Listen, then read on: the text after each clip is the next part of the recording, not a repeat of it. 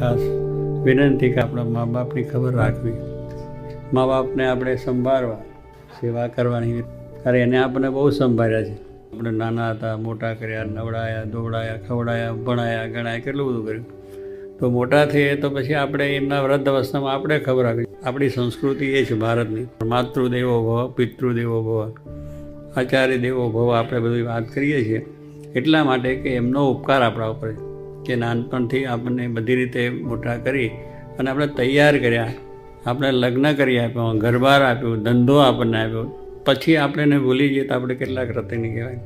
એટલે ભૂલવા ન જોઈએ. ભલે મોટી ઉંમરે એમને કદાચ આપણે બેને સ્વભાવમાં મળતું ના આવે, પણ નાનપણમાં આપણો સ્વભાવ ખરાબ હતો તો એમને સહન કર્યું.